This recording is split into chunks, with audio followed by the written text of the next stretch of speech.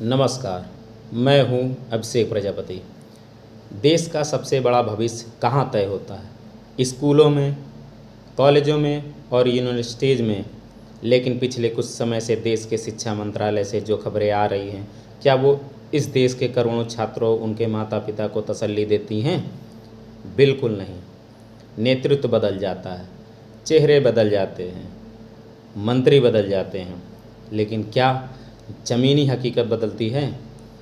आज जब देश का युवा सड़कों पर है, जब पेपर लीक की घटनाएं थमने का नाम नहीं ले रही है, जब एक अदद सरकारी नौकरी या नीट जैसी परीक्षाओं की सूचिता पर सवाल उठते हैं, तो जवाबदेही किसकी बनती है?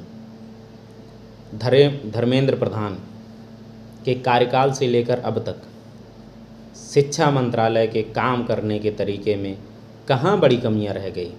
नया नेतृत्व क्षेत्रों की उम्मीदों पर खरा क्यों नहीं उतर पा रहा? आज हम किसी राजनीतिक नफ़े नुकसान की बात नहीं करेंगे। आज आज बात होगी सीधे इस देश के छात्रों के भविष्य की। वीडियो को पूरा देखिएगा, क्योंकि आज हम वो आंकड़े और सच सामने रखेंगे जो अक्सर हेडलाइन से गायब कर दिए जाते हैं। पहला और सबसे बड़ा सवाल अकाउंटेबिलिटी यानी जवाबदेही का। जब भी कोई बड़ा घोटाला होता है, चाहे वो नीट परीक्षा में धांधली हो या नीट परीक्षा का रद्द होना, मंत्रालय का पहला रिएक्शन क्या होता है? हम जांच कर रहे हैं, कमेटी बना दी गई है, लेकिन भाई उस छात्र का क्या जिसका पूरा साल बर्बाद हो गया, जो दिन रात एक करके अपने माता पिता की खून पसीने की कमाई कोचिंग में लगाकर परीक्षा देने गया था। नए नेतृत्व से उम्मीद थी कि वो आकर सबसे पहले इस सड़े हुए सिस्टम को ठीक करेंगे, एनटीए जैसी संस्थाओं की रीढ़ की हड्डी को मजबूत करेंगे, लेकिन ढर्रा वही पुराना है। कड़े फैसले लेने में हिचकिचाहट और छात्रों से सीधे संवाद की कमी, यह इस मंत्रालय की सबसे बड़ी विफलता बनकर उभर रही है। कागज पर बड़ी बड़ी नीतियां बनाना बहुत आसान है। राष्ट्रीय शिक्षा नीति के बड़े बड़े दावे किए गए। कहा गया कि देश में शिक्षा का स्तर बदल जाएगा, लेकिन आज भी राज्यों के सरकारी स्कूलों और कॉलेजों की हालात क्या है? कमी नंबर 1, आज भी देश के सरकारी शिक्षा संस्थानों में शिक्षकों के लाखों पद खाली पड़े हैं। कमी नंबर 2, बजट का एक बड़ा हिस्सा प्रचार प्रसार में चला जाता है, लेकिन रिसर्च और इंफ्रास्ट्रक्चर के लिए जो पैसा मिलना चाहिए वो आज भी ऊँट के मुंह में जीरे के समान है।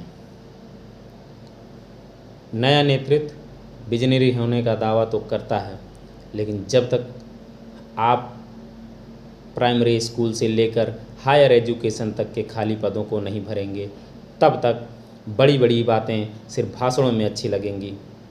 लोकतंत्र में सबसे बड़ी ताकत होती है संवाद। जब छात्र दिल्ली की सड़कों पर लाठियां खा रहे होते हैं, जब छात्र सोशल मीडिया पर कैंपेन चला रहे होते हैं, तब शिक्षा मंत्री या उनके बड़े अधिकारी सामने आकर उनसे सीधे बात क्यों नहीं करते?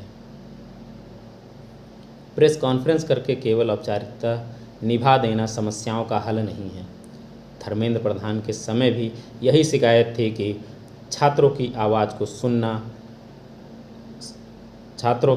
को अनसुना किया गया, और आज भी ऐसा लगता है कि मंत्रालय एक बंद कमरे से चल रहा है, जिसका ज़मीन पर लड़ रहे युवाओं से कोई सीधा कनेक्शन ही नहीं है। तो रास्ता क्या है?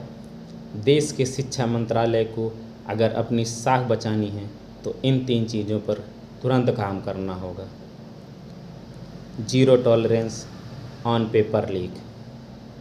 परीक्षा कराने वाली संस्थाओं का पूरी तरह से ओवरऑल होना चाहिए। तकनीकी रूप से इन्हें इतना सुरक्षित बनाया जाए कि कोई सेंध न लगा सके। छात्रों के साथ सीधा संवाद।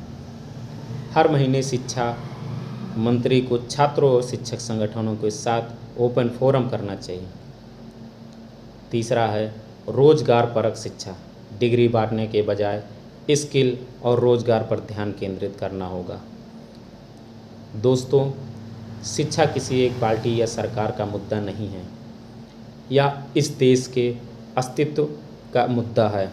अगर हमारा युवा ही हताश हो जाएगा तो देश आगे कैसे बढ़ेगा? क्या आपको लगता है क्या मौजूदा शिक्षा मंत्रालय छात्रों की समस्याओं को सुलझाने में पूरी तरह नाकाम रहा है, या फिर सिस्टम में सुधार के लिए नए नेतृत्व को और वक्त दिया जाना चाहिए? आपकी जो भी राय हो नीचे कमेंट बॉक्स में बेबाकी से लिखिए। अगर आपको यह वीडियो तथ्यात्मक और सही लगी तो इसे शेयर ज़रूर करें ताकि यह आवाज़ आला कमान तक पहुँचे। चैनल को सब्सक्राइब करना मत भूलिएगा। मिलते हैं अगले वीडियो में। जय हिंद, नमस्कार।